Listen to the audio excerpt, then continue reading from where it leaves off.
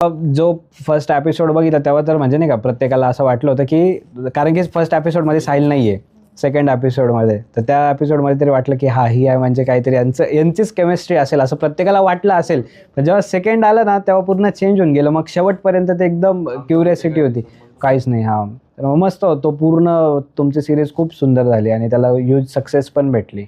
जसं तुम्ही तुमची पूर्ण जर्नी सांगितली, तर त्याच्यामध्ये असं कधी तुम्हाला वाटतं की दिवसेंदिवस आपला बॉन्ड अजून स्ट्रॉंग होत चालला आहे? असं कोणत्या गोष्टी असतात त्या तुम्हाला वाटतं की यार हे बेस्ट वाटतंय, अजून चांगलं वाटतंय, छान वाटतंय? स्ट्रॉंग म्हणजे तिला आता बाकीच्या म्हणजे बाकींसारखे तिचं नाही की मला जेवढं महागातल्या गिफ्ट वगैरे पाहिजे असतंच आहे.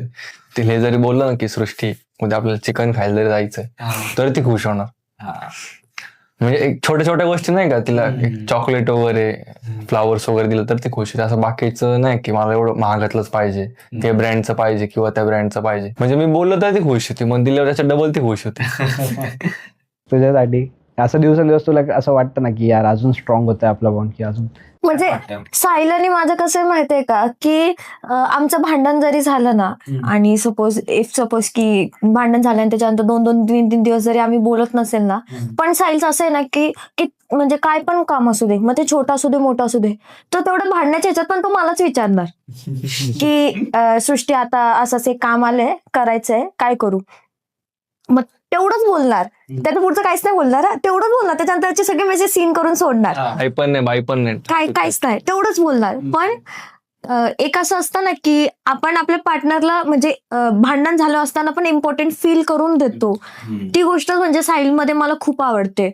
आणि एक असतं ना की मुली म्हणजे मे बी मॅरिड मुली पण किंवा अनमॅरिड पण किंवा कोणत्या पण मुली हा प्रॉब्लेम खूप फेस करतात की पार्टनर माझ्यासाठी स्टँड घेत नाही. तसं आम्ही रिलेशनशिपमध्ये आल्यापासनं मला कधीच असं वाटलं नाही की एक वेळ म्हणजे की त्यांनी माझ्यासाठी स्टँड घेतला नाही. एक वेळेस असं होईल ना की तो इकडे मला शिव्या देतोय किंवा इथे माझ्याशी खूप भांडण करतोय, एकदम शिव्या तर नाही दिल्या त्यांनी कधी मला आतापर्यंत, पण एक इन जनरल की तो मला खूप बोलतोय या साईडला, आणि सेकंड साईडला जरी त्याला म्हणजे माझ्या विरुद्ध कोणी काय बोललं ना, तो तिथे लगेच माझ्यासाठी स्टँड घेणार. मी तिला काय पण बोलेल पण तुमचा हक्क नाही असं. सो ती एक गोष्ट आहे ना की ज्याच्यामुळे बॉन्ड आमचा एकदम अजून वाढत चाललाय. असं वाटत नाही की म्हणजे असं म्हणतात की भांडण झालं माणसात दुरावा येतो, तसं आमच्यात नाहीये. आमचं एकदा भांडण क्लिअर झालं की झालं सगळं. आणि भांडणात पण असं नाही की मग तो माझी साथ सोडून देतो, ते गोष्टी कंटिन्यूच होतात. मग आता जर इन केस फॉर एक्झाम्पल तुमचं कधी भांडण झालंच आहे, तर मग एकमेकांना कधी असं वाटलं का की आता आपण गिव्ह अप करू? मला वाटायचं होतं मध्ये मध्ये, ते रागात वाटतं तेवढं नाही काय. पण फेर असतो ऍक्च्युली ते, म्हणजे प्रत्येकालाच ती गोष्ट फील होते. मुलांना सुद्धा घरच्यांचा कधी कधी राग येतो, पण मग ते सोडून जात नाही. एक्झॅक्टली. मग जरी तुमचे भांडणं झाले तर पहिले सॉरी पण बोलतात. तीच बोलती सॉरी. मी सॉरी बोलते. तिने मला एक कॉल करते, दोन मी काय करतो कट करतो, ती सारखेच कॉल करते. मी सांगितलं ब्लॉक करून टाकतो मी मला वाटेल तेव्हा मी तुला कॉल करेल. पण तिचं तसं नाही, मला आत्ताच्या आत्ताच उत्तर दे. बोला आत्ताच्या आत्ता शक्य नाहीये, ब्लॉक कर, तू शांत बस. दोघांपैकी सगळ्यात जास्त इमोशनल आणि प्रॅक्टिकल कोण आहे? ती मी इमोशनल आहे. साहिल जास्त प्रॅक्टिकल. दोघांपैकी सगळ्यात जास्त खर्च कोण करतं? साहिल खूप खर्च करतो तो, खूप म्हणजे खूप करतो. नाही माझ्याकडे असेल ना, तुम्ही बघत नाही मी नाही का, करून टाका एन्जॉय.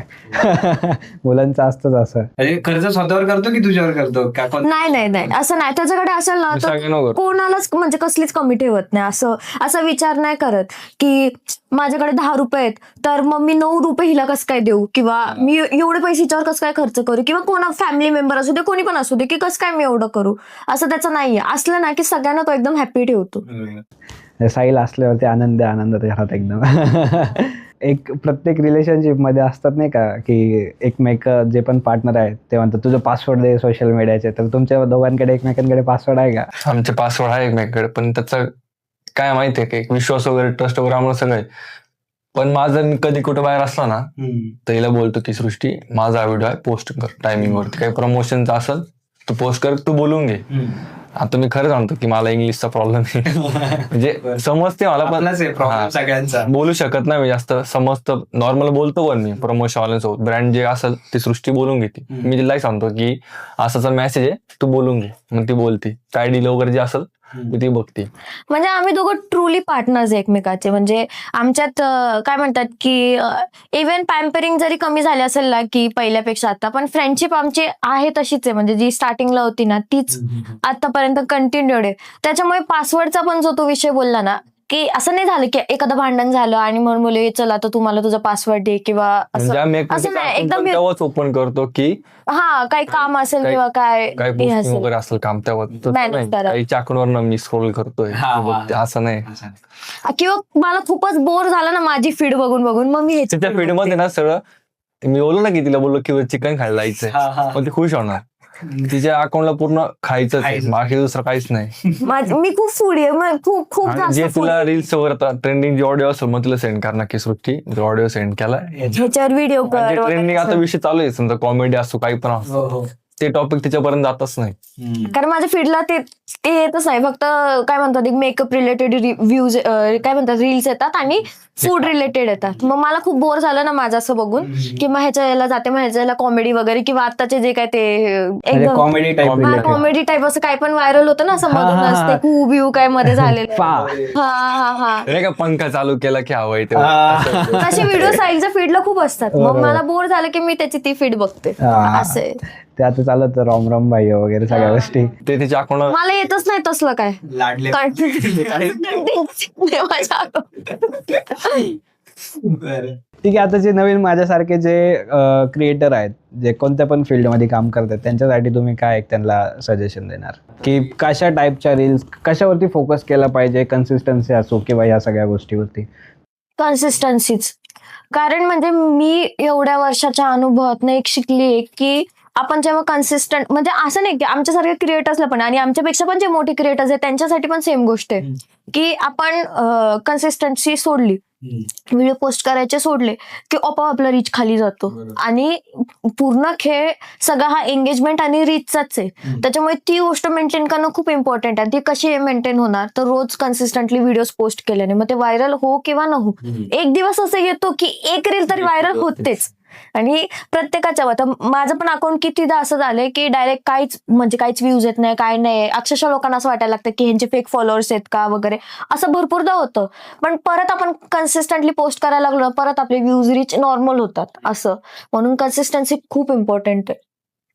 आता मला तर प्रत्येक ठिकाणी गेले होते छोटे छोटे जे क्रिएटर आहे त्यांना बघून वाटतं की एवढे फॉलोअर्स आमचे पण पाहिजे नाही का.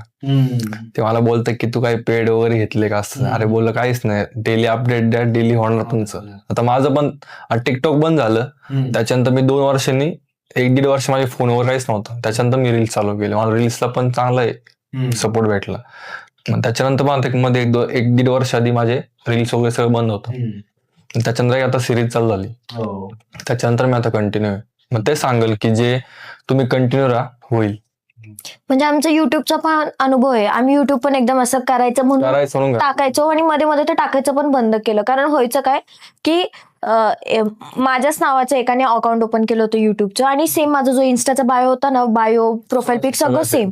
इकडे पोस्ट झाले की लगेच तिकडे पोस्ट. तिथं त्याचे 20-25 हजार सबस्क्रायबर झाले युट्यूबला. आणि माझेच व्हिडिओ, म्हणजे मी इथं व्हिडिओ पोस्ट केली ना की नेक्स्ट सेकंडला तो तिकडे किंवा ती जे काय असेल कोण असेल तर तिथे पोस्ट व्हायचं. म्हणून मग व्हायचं काय की सर्च लिस्टला पण त्याचंच अकाउंट दिसायचं वरती. आम्हाला काही रिस्पॉन्सच यायचा नाही. आणि मग आमचे कपलचे व्हिडिओ पण तो तिकडे टाकायचा. मग खूप डिमोटिवेशन झालं, मग आम्ही टाकतच नव्हतं वगैरे येते.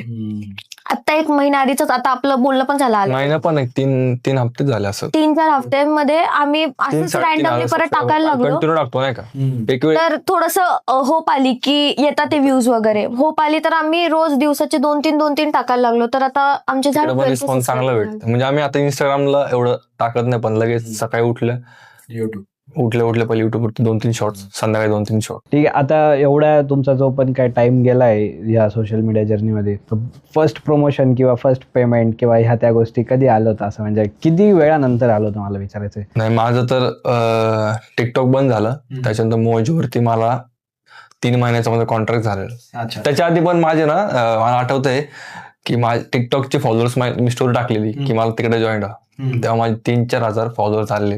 मी पहिलं प्रमोशन ना काहीतरी 700-800 रुपये मध्ये केलं होतं. हा. म्हणजे लाजत नाही मी सांगायला, सांगतोय जे होतं ते. कारण जे होतं ते सांगतोय. मग त्याच्यानंतर माझं मोजवरती कॉन्ट्रॅक्ट झालं 3 महिन्याचं, तेव्हा मला तिकडे 30,000 पेमेंट मंथली भेटायचं. अरे वा. आणि तुमचं? माझं तर मी सांगलं ना ते अकाउंट लिंक वगैरे करायचं होतं, तर मग तिथं जर तेव्हा केलं असतं तर माझं खूप चांगलं पेमेंट मला तेव्हाच आला असता, पण मग ते ते नाही कशी आहे, झालं. काही विचार करते नाही का, तसं मी विचार नाही करत, आले तर आलं, गेलं तर हा, गेलं. बरोबर. कारण की मोस्टली सोशल मीडिया ही खूप मोठी, जसं तुम्ही बोललं, लाईफ चेंज होऊन जाणार आहे 9 to 5 मध्ये जे आपण नाही करू शकत ते. मग पहिले 2-4 वर्ष जे असतात, घरचे प्रत्येक जण बोलतात की हे काय करत बसलाय, तर जे नवीन लोक येत आहे तर त्यांना पण समजलं पाहिजे की लगेच आले तुम्ही 10-15 दिवसात, महिनाभरात तुम्हाला लगेच पैसे लगेच येणार नाहीये, तुम्हाला टाइम द्यावा लागणार या गोष्टीला. टाइम म्हणजे कसं आहे, ते एक इन्व्हेस्टमेंटच आहे. मग थोडंफार आपल्याला आता व्हिडिओ जरी बनवायचे जरी बोललो की आपल्याला एक शर्ट हो, व्यवस्थित कपडे पाहिजे. कॅमेरा फोन पाहिजे. कॅमेरा फोन, ती एक इन्व्हेस्टमेंटच झाली आपली.